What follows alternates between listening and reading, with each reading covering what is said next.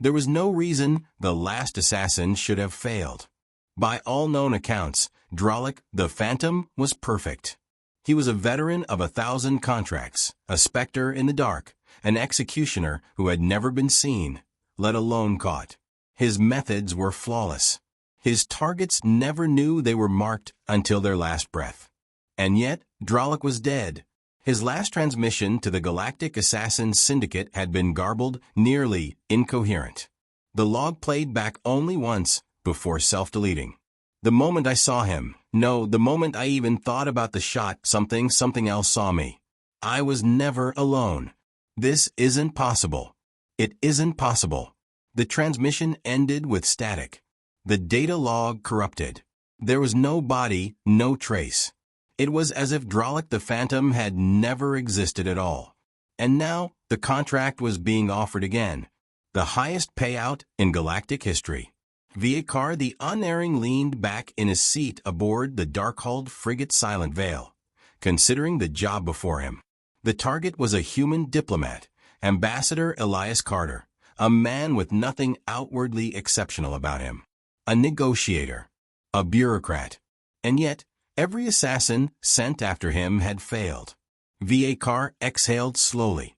He was the best there was. His name alone sent fear slithering down the spines of politicians, warlords, and rogue kings. He had never missed. He had never been caught. He had never failed. And he was about to find out why every assassin before him had. The diplomatic hub of the Solarian Neutral Zone, under forged credentials. The city was a gleaming vertical metropolis, stretching into the sky like a beacon of peace and order. A fitting place for a man like Elias Carter. As Viekar moved through the spaceport, he made subtle adjustments to his posture, his expression, his breathing. He became less distinct, less noticeable. It was an art really, allowing the mind to register him as unimportant, forgettable. It worked everywhere, but not here. The moment he set foot on Eden Spire's main concourse, he felt it. A presence, not a person. Not a security force. Something else. The assassin paused, shifting slightly to the side as a drone hovered past. He had been trained to recognize when he was being watched. This was different. The weight of observation was heavier, pressing in from nowhere and everywhere at once. For the first time in his long, lethal career, Viekar felt. And he hated it. In a secure hideout deep within the underbelly of the city, Viekar scoured every last record of previous failed attempts. It was the same over and over. Some died under bizarre circumstances, ships spontaneously depressurizing, weapons misfiring at just the wrong second. Others disappeared entirely, their names wiped from records, as if they had never existed in the first place. And then there were those like Dralik, the ones who had glimpsed something before the end. The ones who understood, just for a moment, why this job was impossible. He scanned their final transmissions again. The desperation. The confusion. Viekar leaned back. His secondary heart pounded harder than it should have. He forced himself to exhale, to focus. There was no such thing as an impossible job. He would succeed where the others had failed. He would break the pattern. And if something was watching, he would make it blink first. Ambassador Elias Carter stepped out onto his balcony, overlooking the towering skyline of Eden Spire. He had no security detail, no force fields. Just a single steaming cup of coffee in his hand. Viekar lined up the shot from half a kilometer away. The plasma round in his sniper rifle was modulated for silent execution, the kind that would leave nothing behind but a charred hole. His breathing slowed. His heartbeat evened. And then? No. Not just jammed. The entire scope display went dark. The trigger refused to pull. A malfunction? Impossible. Viekar's weapons never malfunctioned. His instinct screamed at him. Something was here. He withdrew instantly, moving from his position, just as a high-speed surveillance drone zipped past his former perch. If he had hesitated even a second longer, the drone would have seen him. He had been moments away from discovery. Coincidence? No. He didn't believe in coincidence. Something was working against him. And not just him, every assassin before him. Vakar felt it again. That presence. It wasn't just watching him.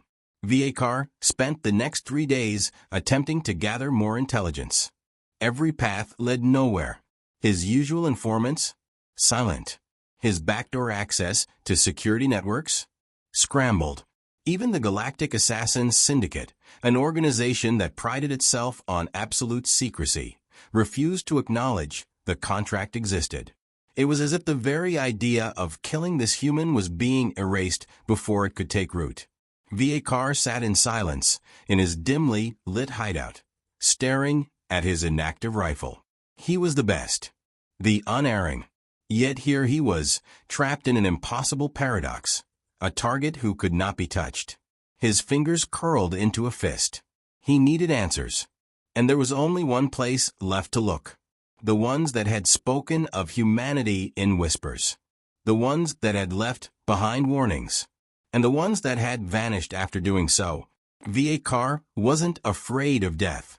But for the first time in his life, he wondered if. As Vakar initiated the deep access data retrieval, his screen flickered.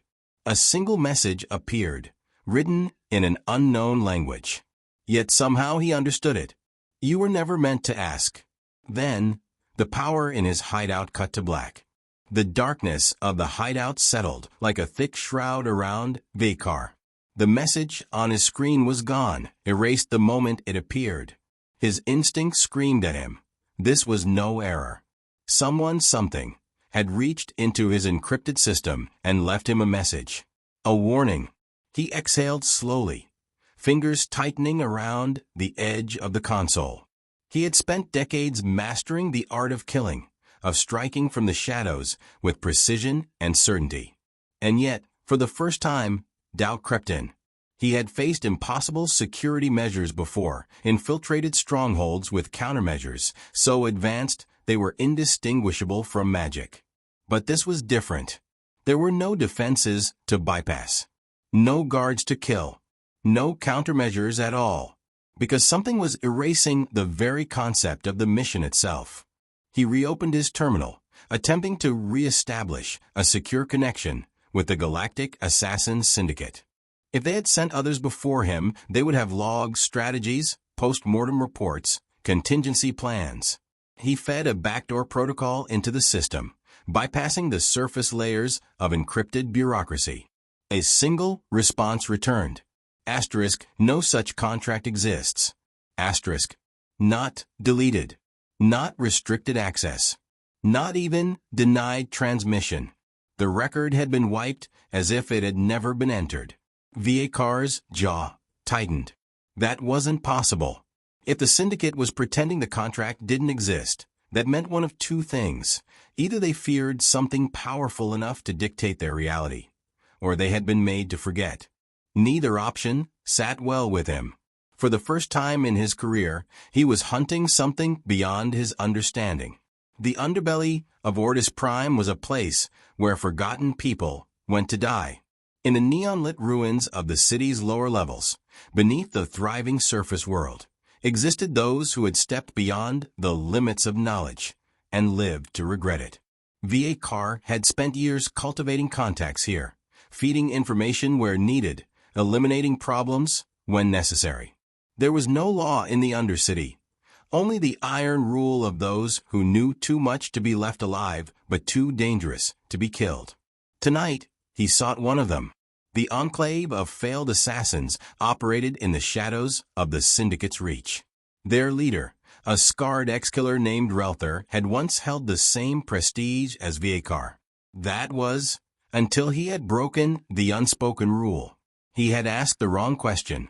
Relther sat across from Vakar in the dimly lit bar, swirling a drink he had no intention of finishing. His left eye was permanently milky, a reminder of a past job gone wrong. His expression, however, was sharper than ever. "You're chasing ghosts," Relther muttered. "I know the look." Vakar didn't answer. He slid a thin dagger across the table instead, a silent offering, a ritual of shared truths between those who walked the path of killers. Relther's gaze lingered on the blade. A moment later he nodded. "You think you're different?" Relther asked. "You think because you're the best you'll succeed where everyone else failed?" V.A. Carr held his silence. Relther exhaled, leaning forward. "You're not the first. I was you once. So were they." He gestured subtly to the darkened corners of the room, where figures watched with unreadable expressions. The ghosts of the syndicate. The ones who had seen too much and lived. V.A. Carr met Relther's stare. "Then tell me what I need to know." The older assassin's lips curled into something that might have been a smirk. "You already know. You've felt it, haven't you? The presence. The unseen weight pressing down. The way circumstances shifted impossibly, bending away from harm in ways that defied probability." V.A. Carr's jaw tightened. Relther nodded, as if he had expected the reaction. "It's not luck. It's not chance. You think you're up against a man, a species, something mortal?" His voice dropped lower. "You're fighting something that does not allow itself to be fought." The words settled over them like a tomb closing. V.A. Carr's hidden communicators shut off mid-transmission. The lights in the bar flickered, a single ripple of power disruption. In the background, the low hum of city life dimmed, as if the world itself were erasing the moment before it could be spoken into existence. Relther exhaled, standing slowly. "Walk away." His voice was barely above a whisper. "If you're smart, you'll leave now and pretend this contract never existed. If you don't," his gaze turned to the room's exit, "it'll be like you never existed." V.A. Carr didn't move. The choice was already made. Somewhere, beyond the limits of sight and sound, something watched. And he was going to make it see him back. V.A. Carr moved through the neon-lit alleyways of Ortis Prime with the precision of a predator. The weight of Relther's words still lingered in his mind. It wasn't fear, not yet. It was something deeper, something he hadn't encountered before. The moment Relther spoke of the force protecting humanity, the moment the words reached his ears, something had tried to erase them. That was not paranoia. That was not coincidence. That was control. V.A. Carr had operated in the shadows his entire life. He had evaded entire planetary security grids, bypassed the defenses of warlords, and walked out of death traps that should have been impossible to escape. But this was different. This was not a man guarding his life. This was not a government protecting its leaders. This was the fabric of reality itself bending against him. It should have made him hesitate. It should have made him consider walking away. Instead, it did the opposite. He had spent his entire life perfecting his craft. He had never encountered an enemy he couldn't kill. And now, he had something worth hunting. The Deep Archive was a relic of a lost civilization, buried beneath the ruins of a dead world. Officially, it did not exist. The galaxy had long since forgotten the species that built it, and those who stumbled upon it either never left or never spoke of what they found. V.A. Carr's ship, the Silent Veil, drifted into orbit over the barren planet. He activated the ship's automated stealth field, ensuring no prying eyes could detect him, and descended into the surface ruins below. The air was stale, heavy with the weight of time. The facility had been built to last, its reinforced corridors still intact despite the centuries. The deeper he went, the more the silence pressed against him. Not a single sign of life. No automated defenses. No warning systems. Whoever had last been here had either abandoned it or been removed. He reached the main archive chamber and activated the central console. The screen flickered to life, and for a moment, he thought the system had failed, until the data began streaming in. Thousands of fragmented records from civilizations long since turned to dust. V.A. Carr sifted through the information, bypassing layers of corrupted files, seeking any mention of humans. He found it. A phrase, repeated across multiple civilizations. "Do not interfere. Do not provoke them. They are guarded." The entries were scattered, written in different alien dialects, spanning across thousands of years. Every time a species attempted to engage in war against humanity, something happened. Not just losses, not just defeat. Entire civilizations vanished. Vakar's breath slowed. He had expected to find records of assassins failing, of security measures beyond comprehension. Instead, he found warnings, written by those who had seen what happened when humanity was threatened. One entry stood out. A log from a species that no longer existed. We did not believe. We saw them as frail, limited, arrogant. We sent fleets. We sent weapons. We sent assassins. And then we saw it. The thing that watches them. Vakar's pulse quickened. He ran deeper searches, hunting for any description of what it was. Nothing. Whatever these civilizations had witnessed, whatever truth they had glimpsed before they disappeared, had been erased. Not hidden. Not lost. He stepped back from the console, his instincts screaming now. This was no longer about a contract. No longer about a simple kill. Something was protecting humanity. Something was removing anything that attempted to explain what it was. And now it knew he was looking. The air in the chamber shifted. A subtle hum. Like the universe itself had just turned its gaze toward him. Vakar's hands moved on instinct, reaching for his weapon. But there was nothing to fight. Nothing to see. Only the overwhelming sensation that he was no longer alone. For the first time in his life, Vakar felt something he refused to name. It was not fear. It was realization. He had just looked too far into the abyss. And the abyss had noticed. Vakar didn't run.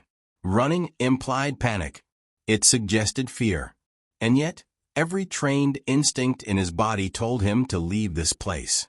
The air inside the deep archive had changed. It was no longer stale, no longer lifeless. It felt occupied. He couldn't hear anything, couldn't see anything. But the weight of presence, of something unseen, was suffocating. His breathing slowed, forcing his body into a controlled calm. His mind screamed at him that it wasn't enough. He had been in countless firefights, infiltrated the most secure compounds in the galaxy, eliminated high-value targets with the kind of precision that made others whisper his name in fear. But nothing had ever watched him like this. His hand hovered over the plasma blade strapped to his side, but he didn't draw it. He wasn't sure why. Some part of him, buried deep beneath his conditioning, knew it would be pointless. Still, he refused to stand frozen in place. Without another moment's hesitation, he turned on his heel and left the archive. Each step felt heavier than the last, as though some unseen force wanted him to hesitate, to second-guess himself. But he had learned long ago that hesitation was the quickest way to die. By the time he reached the surface, he expected to feel relief. He didn't. The sky above the dead world seemed darker than when he had arrived. No stars. No movement. As if something had removed the very concept of light from this place.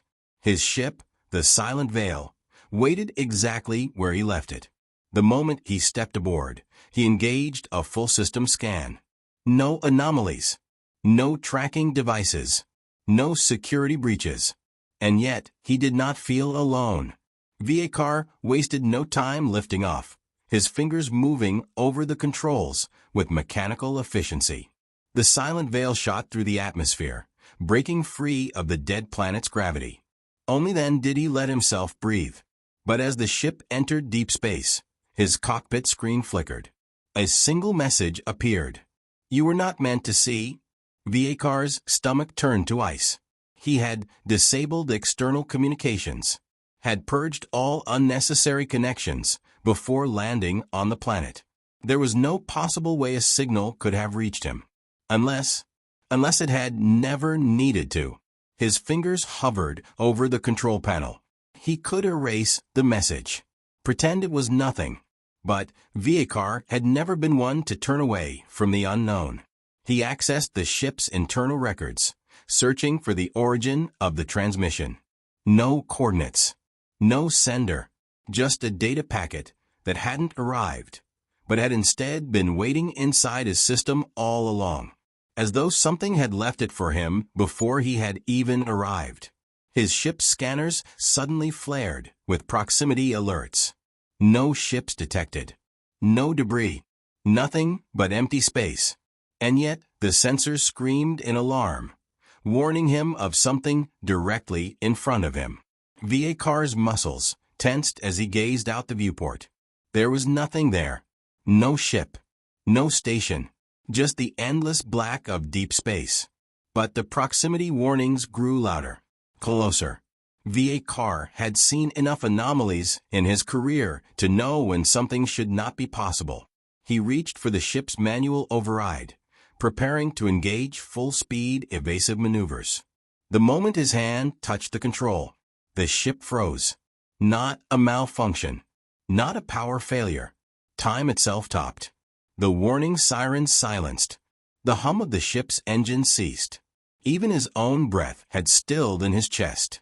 Vakar could not move, could not think, could not process, because for the first time in his life he understood the truth. It was never about protecting humanity. It was never about luck. It was about control. And whatever was watching him was deciding what to do next. Vakar had faced death 1,000 times. He had walked through the corridors of warships with bodies still warm at his feet. He had stood over dying kings and watched the light fade from their eyes. He had danced in the void of space, inches from annihilation, and always, he had emerged alive. But this was different. This wasn't death. This was something worse. Time had stopped. His mind was still working. He was aware of himself, aware of the ship around him, of the blinking lights frozen mid-flash, of the alert sirens stuck in eerie silence. But he could not move. He could not breathe. He could not act. It was as though reality itself had pressed pause on his existence, and then, as suddenly as it had frozen, the universe moved again. The ship's lights resumed blinking. The hum of the engines returned. His breath tore from his lungs in a sharp, gasping inhale. The alarms continued their shrieking wail. And outside the viewport, something was there. He could not see it. There was only the void. But every instinct in his body screamed that something was watching him. Vakar reached for the ship's thrusters, but before he could engage them, his systems shut down entirely. The entire ship went dark. No power. No response. No escape. A single line of text appeared across the dim emergency display. "You do not belong here." His throat tightened. He had never considered himself afraid of anything. But this was not something he could fight. This was not something he could kill. This was something that could unmake him with a single thought. The text flickered. "You were never meant to ask." Vakar's hands hovered over the controls, knowing there was nothing he could do. He was powerless. He had always believed that skill, precision, and intelligence were what made a killer truly great. But now none of it mattered, because whatever he had uncovered was rewriting the rules of the game as he played it. And then, without warning, the ship's power returned. The engines hummed to life. The displays flashed back into existence. The warning sirens ceased, as though nothing had ever happened, as though he had imagined it all. But he knew better. Vakar took a steadying breath, forcing himself to analyze the situation the way he would any other mission. There was no point in panic. No point in fear. He had looked too far. Something had noticed. And yet he was still alive. For now, his fingers moved over the controls with mechanical precision, pulling up the ship's navigation logs. But there was nothing. No record of interference. No anomalies detected. It was as if the last few minutes had never happened. Except for one thing. A new set of coordinates had been entered into his system. He had not put them there. Vakar's gaze lingered on the numbers, calculating their location. It was deep in neutral space, far from any known galactic routes. A dead zone. A place where no one went. A place where no one returned from. And yet, the meaning was clear. Whatever had stopped him, whatever had erased the others, whatever watched over humanity, it was giving him a choice. Leave now. Forget what he had learned. Accept that some truths were not meant to be uncovered. Or go to the coordinates and find out what happened to those who did not walk away. Viekar exhaled slowly, his hands tightening into fists. He had never backed down from a mission before, and he wasn't about to start now. Viekar's ship cut through the void like a silent predator, its engines whispering against the fabric of space. The coordinates entered into his system led to a sector that should not exist. No trade routes passed through. No colonies. No military installations. Nothing. A dead zone. Yet as he neared the designated location, his ship's scanners began to distort. Readings fluctuated wildly, struggling to reconcile what was and what should be. The silent veil wasn't detecting planets, stars, or debris, just emptiness. But Viekar's instincts told him otherwise. Something was here. Something that did not want to be found. The ship shuddered as it entered the designated sector. His displays flickered, momentarily filling with incomprehensible symbols, fractured, shifting text that refused to be translated, and then the void changed as a structure emerged from the blackness. It was impossible. A massive, geometric construct floating in the abyss. It had no visible entrance, no identifiable technology.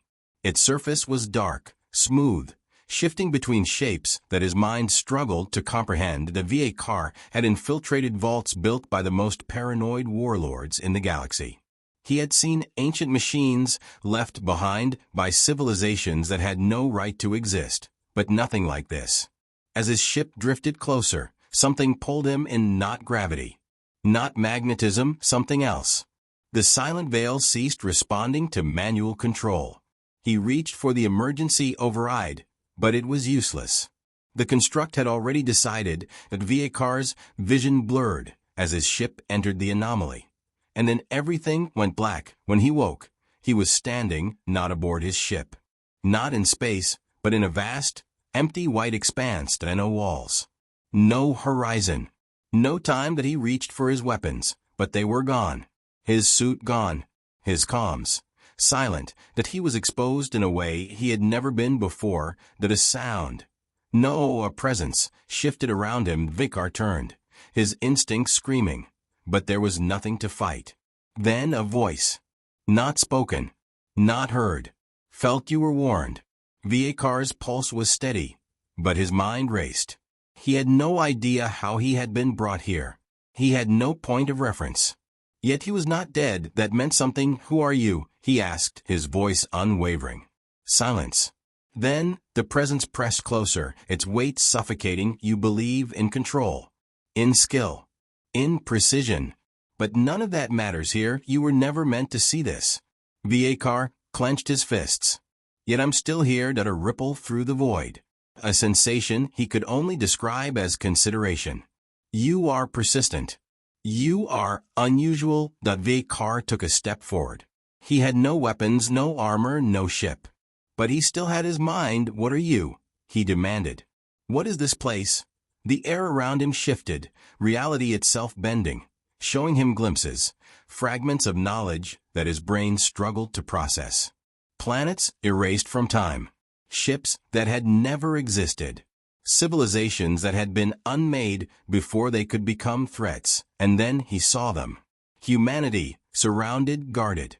Watched, not by soldiers, not by fleets, by something deeper, something woven into the very fabric of reality itself. It was not a weapon. It was not a god. It was a failsafe, a presence that ensured humanity's continued existence. A mechanism built into the universe, whether by design or accident, that ensured no external force could destroy them. Every failed assassination, every war that had ended in impossible human victory, every moment that had bent probability in their favor. It was not luck. It was intervention. You do not understand. You cannot. Viekar's mind reeled. This was bigger than the contract. Bigger than him. Something had designed the rules of reality to protect humanity at all costs. But why? And more importantly, who had set those rules? You have seen too much. Vakar's body began to fade. Not pain. Not death. Erasure. A cold realization settled over him. Every assassin before him had reached this point. Every assassin before him had asked the wrong questions. And every assassin before him had been removed. But as the darkness overtook him, he smiled. Because he had learned one thing the others had not. He wasn't just being erased. He was being reset. And that meant he could try again. As his final thought dissolved into the void, he knew one thing for certain. This was not the end. It was just the beginning.